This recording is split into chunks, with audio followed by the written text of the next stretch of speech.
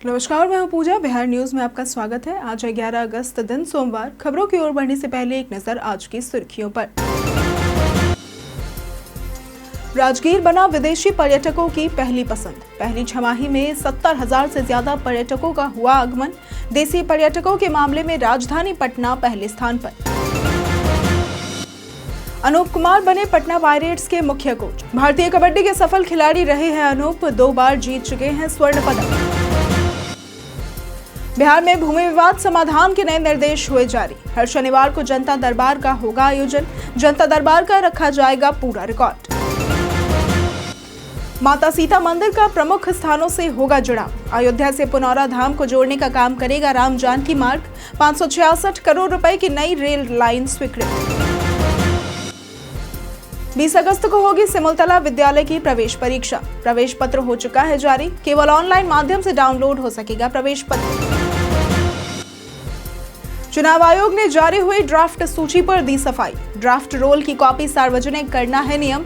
नाम कटने वालों की अलग सूची बनाना जरूरी नहीं। बिहार के आकाशदीप ने साझा की ओवल टेस्ट की यादें। कहा, ओवल में अंतिम मैच रहा बेहद खास। टीम पर दबाव ही बना जीत का कारण। चलिए अब बढ़ते हैं अब तक की 25 बड़ी खबरों की ओर विस्तार से। एएआई में निकली जूनियर एग्जीक्यूटिव के 976 पदों पर बम्पर भर्ती।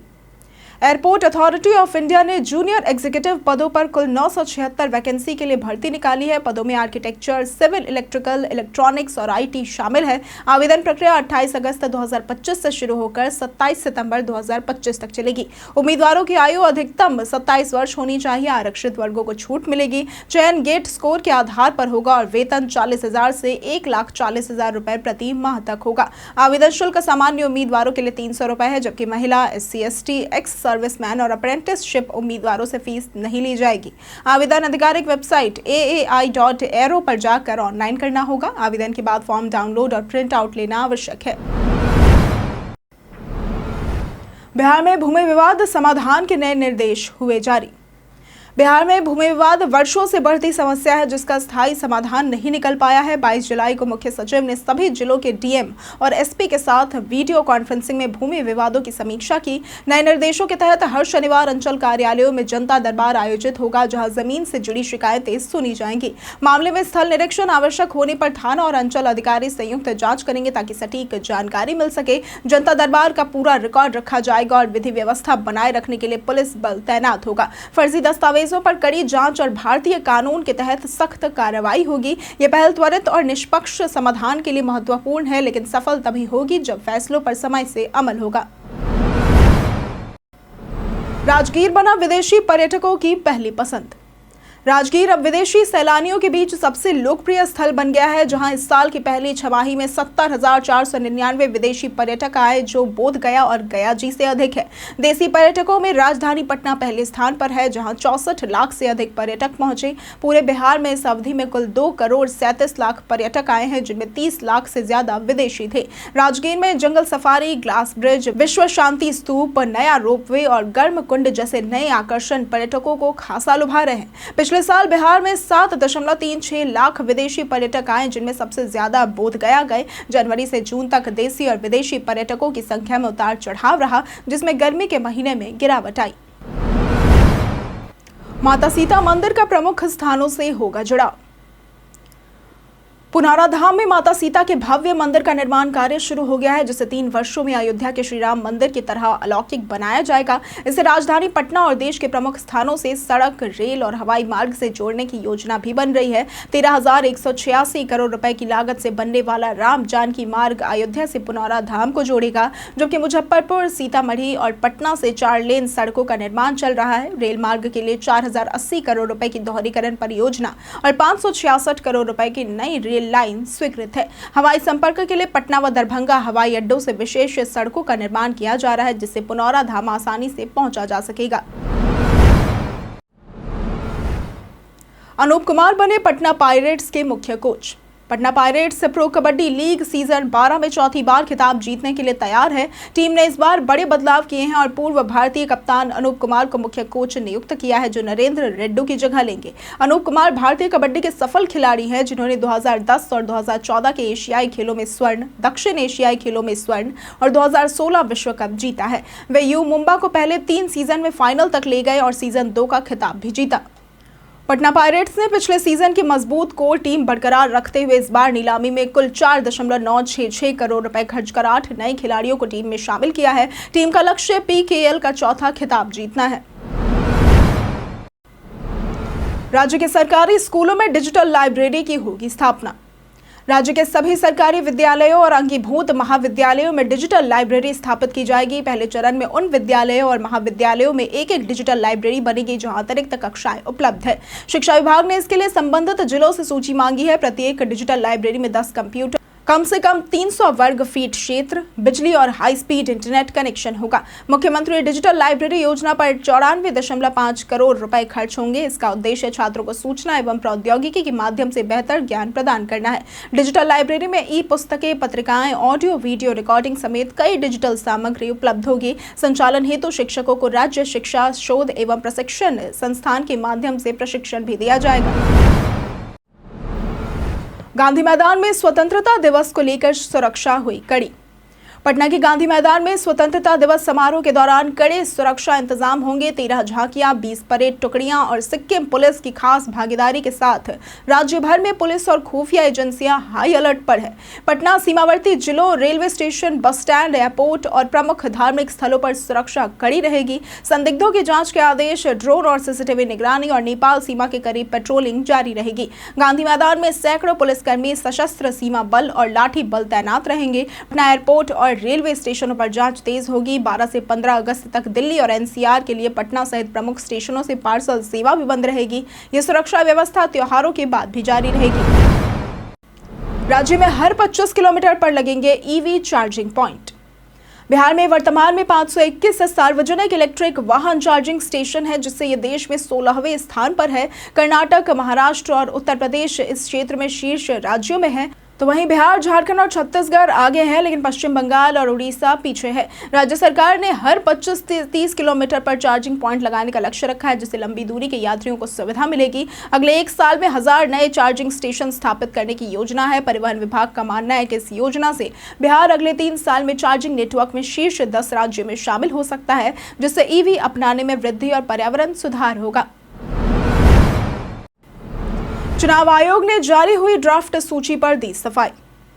चुनाव आयोग ने सुप्रीम कोर्ट को बताया कि बिहार की वोटर लिस्ट के ड्राफ्ट रोल में जिन 65 लाख मतदाताओं के नाम शामिल नहीं हैं, उनकी अलग सूची प्रकाशित करना जरूरी नहीं है।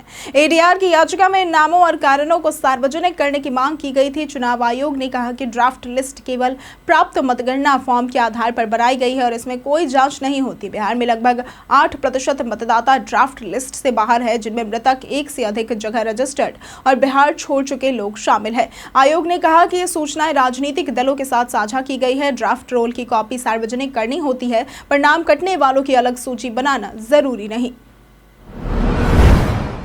व्हाट्सएप जल्द लाएगा जबरदस्त लेआउट फीचर। मेटा के स्वामित्व वाले व्हाट्सएप ने अपने स्टेटस सेक्शन को और मजेदार बनाने के लिए 4 नए फीचर्स लॉन्च किए हैं, जो धीरे धीरे सभी यूजर तक पहुंचेंगे। इनमें लेआउट फीचर है, जिससे यूजर से 6 तस्वीरों का कोलाज बना सकते हैं। म्यूजिक स्टिकर्स के जरिए फोटो पर पसंदीदा गाना ओवरले कर ऑडियो विजुअल पोस्ट बनाई जा सकती है। फोटो स्टिकर टूल से किसी भी तस्वीर को कस्टम स्टिकर में बदला जा सकता है। तो वहीं एड योर्स फीचर इंस्टाग्राम और फेसबुक जैसा है, जिसमें यूजर्स प्रॉम्प्ट देकर दोस्तों से फोटो या वीडियो के जरिए जवाब मांग सकते हैं। इसके साथ ही व्हाट्सएप ने साइबर क्राइम के खिलाफ कड़ा कदम उठाते हुए इस साल की पहली छमाही में 68 लाख से अधिक फर्जी अकाउंट्स को ब्लॉक किया है। अब लोगों को घर के पास ही मिलेगी स्वास्थ्य सुविधाएं। राज्य सरकार ने राष्ट्रीय शहरी स्वास्थ्य मिशन के तहत शहरों में स्वास्थ्य सुविधाएं घर के करीब उपलब्ध कराने के लिए 19 जिलों के लगभग 51 शहरी प्राथमिक स्वास्थ्य केंद्रों में पॉली क्लिनिक खोलने की योजना बनाई है। ये poly clinic public private partnership यानी कि पीपीपी के माध्यम से संचालित होंगे। स्वास्थ्य विभाग ने योजना को मंजूरी देते हुए एजेंसी का चयन भी कर लिया है। संबंधित जिलों के सिविल सर्जन को पॉली क्लिनिक के सुचारू संचालन के निर्देश दिए गए हैं। पॉली क्लिनिक में पूरे सप्ताह प्राथमिक उपचार और दवाइयां उपलब्ध होंगी। योजना की सफलता के बाद इसे अन्य जिलों में भी बढ़ाया बढ़ाया जाएगा। योजना में वैशाली, गोपालगंज, सिवान, सारण, सहरसा, गया, नालंदा, पटना, रोहतास, दरभंगा, पूर्वी व पश्चिमी चंपारण, मुजफ्फरपुर, बांका, भागलपुर, मुंगेर, अररिया, पूर्णिया और कटिहार शामिल है। 20 अगस्त को होगी सिमुलतला विद्यालय की प्रवेश परीक्षा। सिमुलतला आवासीय विद्यालय जमुई में सत्र 2025-27 के लिए कक्षा 11वीं नामांकन हेतु प्रवेश परीक्षा 20 अगस्त को होगी। प्रवेश परीक्षा में शामिल होने वाले विद्यार्थियों के लिए प्रवेश पत्र जारी कर दिया गया है। विद्यार्थी अपने प्रवेश पत्र को समिति के आधिकारिक पोर्टल biharsimultala.com से ही डाउनलोड कर सकते हैं और इसके लिए उन्हें अपना यूजर आईडी और पासवर्ड का उपयोग करना होगा। बोर्ड ने स्पष्ट किया है कि प्रवेश पत्र केवल इसी माध्यम से उपलब्ध कराया जाएगा और किसी अन्य तरीके से प्रवेश पत्र जारी नहीं किया जाएगा। परीक्षा की अवधि 2 घंटे 15 मिनट होगी, जो दोपहर 1 बजे से 3:15 तक आयोजित की जाएगी। छात्रों को परीक्षा समय का विशेष ध्यान रखना होगा। गरीब और मध्यम वर्ग के बकाया बिजली बिल होंगे माफ। केंद्र सरकार ने 2025 में बिजली बिल माफी योजना शुरू की है, जिसमें गरीब और मध्यम वर्गीय परिवारों को पुराने बिजली बकाया, ब्याज और पेनल्टी से राहत मिलेगी। इस योजना का लाभ घरेलू उपभोक्ताओं को मिलेगा, खासकर जिनका मासिक बिजली उपभोग 100 यूनिट से कम है। बीपीएल या अंत्योदय राशन कार्ड धारक पात्र होंगे। जिनका कनेक्शन बकाया के कारण कट गया है, वे भी आवेदन कर सकते हैं। योजना ग्रामीण और शहरी दोनों क्षेत्रों में लागू है। पात्रों के बिल 10,000 रुपए तक माफ किए जाएंगे और इसके ऊपर बकाया किश्तों में चुकाना होगा। आवेदन के लिए आधार कार्ड, बिजली उपभोक्ता number, ration card, mobile number, bank passbook आदि दस्तावेज वेबसाइट पर अपलोड करने होंगे। आवेदन ऑनलाइन राज्य बिजली कंपनी की साइट पर किया जाएगा। सोनपुर मेला क्षेत्र में आरसीसी पुल के निर्माण को मिली मंजूरी। हरिहर क्षेत्र के सोनपुर मेला क्षेत्र के विकास के लिए कई नए प्रयास किए जा रहे हैं। सोनपुर को नगर पंचायत से नगर परिषद में प्रमोशन मिला है और शहरी क्षेत्र का विस्तार करने की कवायद शुरू हो गई है। जिलाधिकारी अमन समीर और स्थानीय जनप्रतिनिधियों के सहयोग से छपरा सोनपुर पथ के भाया गोला बाजार, छोवा मिल, दुधैला मठ मार्ग पर उच्च स्तरीय आरसीसी पुल के निर्माण के लिए लगभग 11 करोड़ रुपए की प्रशासनिक स्वीकृति राज्य सरकार के वित्त विभाग ने दे दी है। इस पुल के बनने से नजरमीरा, राहर दियर, पहलेजा, बाबरबानी, शाहपुर सहित आसपास के कई गांवों के लोगों को लाभ होगा और सोनपुर मेला क्षेत्र का विकास तेजी से होगा। पुल बनने से गंडक पुल पर लोड भी कम होगा। मोटर ट्रांसपोर्ट फेडरेशन का फैसला, 25 अगस्त से होगी हड़ताल। बिहार मोटर ट्रांसपोर्ट फेडरेशन ने राज्य में बस और सभी व्यावसायिक वाहनों का परिचालन बंद करने का फैसला किया है। संघ के संरक्षक अमरनाथ पांडे ने बताया कि सरकार उनके साथ भेदभाव कर रही है और मनमानी कर रही है। वे अपनी मांगों को लेकर सरकार को ज्ञापन सौंपेंगे और यदि सकारात्मक पहल नहीं हुई तो 25 अगस्त से अनिश्चितकालीन हड़ताल पर जाएंगे। उनकी मुख्य शिकायतें हैं कि ई चालान के नाम पर शोषण हो रहा है, जबकि वाहन गैराज में होने पर भी जुर्माना लगाया जा रहा है। चालान जमा करने के बाद अपलोड न होने पर भी मालिकों से जुर्माना वसूला जा रहा है। इसके साथ ही पूरे बिहार में बस पड़ाव नहीं होने के बावजूद संचालकों से पैसे लिए जा रहे हैं। जन्माष्टमी पर इस्कॉन में 251 चांदी कलश से होगा भगवान का अभिषेक। इस्कॉन पटना में जन्माष्टमी का भव्य 2 दिवसीय आयोजन 16 और 17 अगस्त को होगा। 16 अगस्त को जन्माष्टमी और 17 अगस्त को संस्थापक प्रभुपाद का जन्मदिन प्रभुपाद आविर्भाव महोत्सव के रूप में मनाया जाएगा। रात 12 बजे भगवान का विशेष महाअभिषेक होगा, जिसमें 251 चांदी के कलश और शंख से अभिषेक होगा। भगवान के दरबार को सजाने के लिए 8 देशों से फूल मंगवाए जाएंगे, जिनमें रूस, यूक्रेन, इंग्लैंड और साउथ अफ्रीका शामिल है। 501 पकवानों का प्रसाद लगेगा और गर्भगृह में 3 अतिरिक्त पुजारी होंगे। सुरक्षा के मद्देनजर मौर्य लोक और जीपीओ से बैरिकेडिंग की जाएगी। महिला पुरुष के लिए अलग कतारें और भीड़ नियंत्रण के लिए वॉलंटियर्स मौजूद रहेंगे। जाने आज कैसा रहेगा बिहार के मौसम का मिजाज। बिहार में बीते 24 घंटे में मानसून सक्रिय रहा और कई इलाकों में अच्छी बारिश हुई। कटिहार में अति भारी बारिश हुई, जबकि शेखपुरा और नालंदा में भी भारी वर्षा दर्ज की गई। अधिकतम तापमान शेखपुरा में 34.9 डिग्री सेल्सियस और न्यूनतम बांका में 24.8 डिग्री सेल्सियस रहा। मौसम विभाग ने अगले 3 से 4 दिनों में भारी बारिश और तेज हवाओं का अलर्ट जारी किया है। उत्तरी जिलों जैसे कि पश्चिमी, पूर्वी चंपारण, गोपालगंज, मधुबनी, सुपौल, अररिया, किशनगंज और पूर्णिया में तेज बारिश और गरज चमक की संभावना है, तो वहीं मध्य और पूर्वी बिहार में भी भारी वर्षा और वज्रपात का खतरा है। बंगाल की खाड़ी में नया निम्न दबाव बनने से मानसून और सक्रिय होगा। लोगों से सावधानी बरतने और किसानों से फसल सुरक्षा का आग्रह किया गया है। नवादा पुलिस ने की अवैध लॉटरी टिकटों की बरामदगी। बिहार के नवादा पुलिस ने थाना प्रभारी अविनाश कुमार के नेतृत्व में अवैध लॉटरी टिकटों की बड़ी बरामदगी की है। पुलिस को सूचना मिली थी कि बिहार शरीफ जा रही बस में भारी मात्रा में अवैध लॉटरी ले जाई जा रही है और जांच में बस से 28 बोरे लॉटरी टिकट बरामद हुए, जिनमें नागालैंड और सिक्किम स्टेट की लॉटरी प्रमुख थी। नागालैंड लॉटरी के 2370 बंडल, 100 टिकट प्रति बंडल और 1,32,288 व 7,337 बंडल समेत सिक्किम की 205 बंडल लॉटरी और 5,530 टिकट थालियां भी मिली। कीमत 6 से 12 रुपए प्रति टिकट थी। कार्रवाई में 2 स्वतंत्र साक्षी भी मौजूद थे। पुलिस अब अवैध लॉटरी के पूरे नेटवर्क की जांच कर रही है ताकि किसी गैर कानून खेल पर रोक लगाई जा सके। जाने ट्यूबलेस टायर और ट्यूब टायर में क्या है अंतर।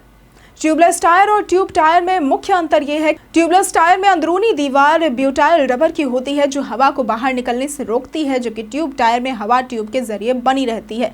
ट्यूबलेस टायर अधिक मजबूत होते हैं और इनके लिए विशेष डिजाइन वाले अलॉय व्हील की जरूरत होती है, जिससे टायर और व्हील के बीच एयर टाइट सील बनती है। ट्यूबलेस टायर के फायदे हैं बेहतर सुरक्षा, पंक्चर पर धीरे धीरे हवा निकलती है, कम वजन, बेहतर ईंधन दक्षता, कम पंक्चर, आसान मरम्मत और बेहतर ताप प्रबंधन। नुकसान में इनकी उच्च लागत और साइड वॉल पंक्चर का ठीक ना होना शामिल है। इन्हें लंबे समय तक चलाने के लिए नियमित देखभाल आवश्यक होती है। तेजस्वी के आरोपों पर विजय सिन्हा का बयान। बिहार में डिप्टी सीएम विजय कुमार सिन्हा के 2 वोटर आईडी कार्ड होने को लेकर सियासत गरमाई हुई है। नेता प्रतिपक्ष तेजस्वी यादव ने आरोप लगाया है कि विजय कुमार सिन्हा का नाम पटना के बांकीपुर और लखीसराय दोनों मतदाता सूचियों में है और इसके साथ ही उम्र में भी फर्क है। जवाब में डिप्टी सीएम ने माना कि नाम 2 जगह है, लेकिन पटना से नाम हटाने का आवेदन पहले ही दे दिया है और प्रक्रिया चल रही है। उन्होंने कहा कि बीजेपी लोकतंत्र की रक्षा करती है और विपक्ष झूठा आरोप लगा रहा है। डिप्टी सीएम ने विपक्ष पर संवैधानिक व्यवस्था को चुनौती देने का आरोप लगाते हुए कहा कि चुनाव आयोग ने सुधार के लिए समय दिया है और उन्होंने सही तरीके से नाम हटाने का प्रयास किया है। बिहार के आकाशदीप ने साझा की ओवल टेस्ट की यादें। बिहार के आकाशदीप ने इंग्लैंड के खिलाफ टेस्ट सीरीज में भारतीय टीम के बेहतरीन प्रदर्शन को याद करते हुए कहा कि ओवल में अंतिम मैच बेहद खास था। दूसरे दिन गेंदबाजी के दौरान विकेट से ज्यादा मदद नहीं मिली, लेकिन टीम का विश्वास था कि इंग्लैंड की बल्लेबाजी दबाव में आ जाएगी अगर उनकी पार्टनरशिप टूटे। यह रणनीति कारगर साबित हुई और टीम ने करीब के मुकाबले में 6 रन से जीत दर्ज की। चौथे दिन इंग्लैंड का स्कोर 301 3 विकेट के नुकसान पर था, जिससे दबाव बढ़ा, लेकिन इस दबाव ने खिलाड़ियों को अग्रेसिव बनाया और फोकस बढ़ाया। दर्शकों का समर्थन भी ऊर्जा बढ़ाने वाला रहा, जिसने थके हुए खिलाड़ियों को नई ताकत दी और मैच भारत के पक्ष में गया। कई कारणों से दर्ज है भारत के इतिहास में आज की तारीख। 11 अगस्त 1954 में यशपाल शर्मा का जन्म हुआ था। ये प्रसिद्ध भारतीय क्रिकेटर हैं जो 1983 में पहली बार क्रिकेट विश्व कप विजेता भारतीय टीम के सदस्य थे। 1954 में एमवी नरसिम्हा राव का जन्म हुआ था। ये भारतीय क्रिकेटर थे। 1924 में लालमणि मिश्र का जन्म हुआ था। ये भारतीय संगीत जगत के एक ऐसे मनीषी थे जो अपनी कला के समान ही अपनी विद्वता के लिए भी जाने जाते थे। 2020 में राहत इंदौरी का निधन हुआ था। ये प्रसिद्ध उर्दू शायर और हिंदी फिल्मों के गीतकार थे। 1967 में नंद दुलारी वाजपेयी का निधन हुआ था। ये हिंदी के प्रसिद्ध पत्रकार, समीक्षक, साहित्यकार, आलोचक तथा संपादक थे। 1908 में खुदीराम बोस का निधन हुआ था। ये भारतीय स्वतंत्रता सेनानी थे। महाअवतार नरसिम्हा ने तोड़े बॉक्स ऑफिस पर सारे रिकॉर्ड। महाअवतार नरसिम्हा एनिमेटेड फिल्म शुरू में बॉक्स ऑफिस पर धीमी कमाई कर रही थी, लेकिन रक्षाबंधन की छुट्टी के बाद इसने जबरदस्त उछाल लिया है। 25 जुलाई को रिलीज हुई इस फिल्म ने पहले दिन 1.75 करोड़, पहले हफ्ते में कुल 44.75 करोड़ और दूसरे हफ्ते में 73.4 करोड़ रुपए का कलेक्शन किया। 16 दिनों में इसका कुल कलेक्शन 145.15 करोड़ रुपए पहुंच गया और अब ये 150 करोड़ क्लब में प्रवेश के करीब है। इस फिल्म ने आयुष्मान खुराना की ड्रीम गर्ल, अजय देवगन की सिंघम रिटर्न्स और सलमान खान की दबंग जैसी सुपरहिट फिल्मों का रिकॉर्ड तोड़ दिया है। 15 करोड़ रुपए के बजट में बनी ये फिल्म 5 भाषाओं में रिलीज हुई है। ई पैन डाउनलोड के नाम पर फर्जी ईमेल की जाने सच्चाई। क्या आपको भी ई पैन कार्ड डाउनलोड करने के लिए कोई ईमेल मिला है? ये संदेश पीआईबी फैक्ट चेक के अनुसार फेक माना जा रहा है। ऐसी फर्जी ईमेल्स में आपसे आपकी वित्तीय और संवेदनशील जानकारियां मांगी जाती है। ये धोखाधड़ी का एक तरीका हो सकता है, इसलिए किसी भी संदिग्ध ईमेल, लिंक, कॉल या SMS का जवाब न दें। आधिकारिक ई-पैन कार्ड डाउनलोड करने के लिए केवल सरकारी वेबसाइटों और विश्वसनीय स्रोतों का ही इस्तेमाल करें। यदि आपको ऐसा कोई ईमेल मिलता है जो आपके निजी डेटा या बैंकिंग जानकारी मांगे तो उसे अनदेखा करें और अपने पासवर्ड, बैंक डिटेल्स या अन्य संवेदनशील जानकारियां किसी के साथ साझा न करें। सतर्क रहना और जानकारियों की पुष्टि करना जरूरी है ताकि आप धोखाधड़ी से बच सके। संचार साथी ऐप ने 6 महीने में 50 लाख डाउनलोड किए पूरे। भारत सरकार के दूरसंचार विभाग ने 17 जनवरी 2025 को संचार साथी ऐप लॉन्च किया जो 23 भारतीय भाषाओं में उपलब्ध है। यह ऐप फ्रॉड कॉल्स, खोए या चोरी हुए मोबाइल फोन की रिपोर्टिंग और मोबाइल से जुड़ी समस्याओं का समाधान आसान बनाता है। 6 महीनों में इसे 50 लाख से अधिक बार डाउनलोड किया गया है। ऐप की मदद से 5.35 लाख से ज्यादा फोन रिकवर किए गए, 1 करोड़ से अधिक फर्जी मोबाइल कनेक्शन बंद किए गए और 29 लाख संदिग्ध कनेक्शन को ब्लॉक किया गया। इसके अलावा फाइनेंशियल फ्रॉड रिस्क इंडिकेटर यानी कि FRI टूल से 34 वित्तीय संस्थानों ने लाखों खातों को फ्रीज या लिमिट किया है। ऐप एंड्रॉइड और iOS दोनों पर उपलब्ध है और लोगों को फ्रॉड से सुरक्षा में मदद करता है। हम प्रतिदिन आपसे 5 ऐसे जरूरी सवाल और उसके जवाब बताएंगे जो कि BPSC, बिहार पुलिस, दारोगा समेत SSC जैसे अन्य प्रतियोगी परीक्षाओं में काम आएंगे। सवाल इतिहास, बिहार स्पेशल, विज्ञान, करंट अफेयर्स और भूगोल से रहेंगे। पूछे गए 5 सवालों में आपने कितना सही उत्तर दिया ये हमें कमेंट करके जरूर बताएं। हमारा पहला सवाल है, इनमें से कौन सा college prince of Wales medical college के नाम से जाना जाता था? A, Darbhanga medical college, B, Katihar medical college, C, Patna medical college और अस्पताल या फिर D, KNH मेडिकल कॉलेज और अस्पताल। इसका सही जवाब है C, पटना मेडिकल कॉलेज और अस्पताल। हमारा दूसरा सवाल है, प्रथम तिब्बती सम्राट कौन था? A, लहा, B, त्रिदु सोंगतसेन, C, मैंगसोंग मांगतसेन या फिर D, सोंगतसेन गंपो। इसका सही जवाब है D, सोंगतसेन गंपो। हमारा तीसरा सवाल है, अनुपम झील बिहार के किस जिले में स्थित है? A, Kaimur, B, Bhagalpur, C, Munger या फिर D, वैशाली। इसका सही जवाब है A, कैमूर। हमारा चौथा सवाल है, बिहार में स्वामी सहजानंद सरस्वती द्वारा बकाश्त आंदोलन किस वर्ष में आयोजित किया गया था? A, 1930 से 33 तक, B, 1920 से 22 तक, C, 1940 से 45 तक या फिर D, 1937 से 39 तक। इसका सही जवाब है D, 1937 से 39 तक। हमारा पांचवा सवाल है, किस तारीख को अंतर्राष्ट्रीय स्वदेशी दिवस के रूप में मनाया जाता है? A, 8 August, B, 9 August, C, 10 अगस्त या फिर D, 11 अगस्त। इसका सही जवाब है B, 9 अगस्त। बीते दिन हमारे द्वारा पूछे गए सवाल का जवाब आप लोगों में से बहुत लोगों ने हमारे कमेंट सेक्शन में लिख कर दिया है। जिन्होंने हमारे द्वारा पूछे गए सवाल का जवाब दिया है उनके नाम है प्रमोद यादव, अनवर करीम खान, अरविंद कुमार, रिंकी कुमारी, नंद कुमार सिंह, महेश दास, मनोज दास, गोविंद कुमार, नंदकिशोर शर्मा, आलोक प्रजापति, बिंद शर्मा, पंचानंद सिंह, वीणा देवी, रविशंकर, मंजय कुमार, पंकज राज, दिलीप कुमार, लवकुश कुमार, चंद्रभूषण, नौशाद रजा, कन्हैया कुमार, प्रदीप पंडित, राकेश कुमार और रंजीत कुमार। इसी के साथ बढ़ते हैं आज के सवाल की ओर। आज का सवाल है, आपके क्षेत्र में जल जमाव की क्या स्थिति है? आप अपना जवाब हमें हमारे कमेंट सेक्शन में लिखकर जरूर बताएं। आज के लिए सिर्फ इतना ही। बिहार की तमाम खबरों के साथ बने रहने के लिए देखते रहें बिहारी न्यूज़ और साथ ही अगर आप यूट्यूब चैनल पर देख रहे हैं तो चैनल को सब्सक्राइब करें और अगर आप फेसबुक पेज पर देख रहे हैं तो लाइक और फॉलो जरूर करें।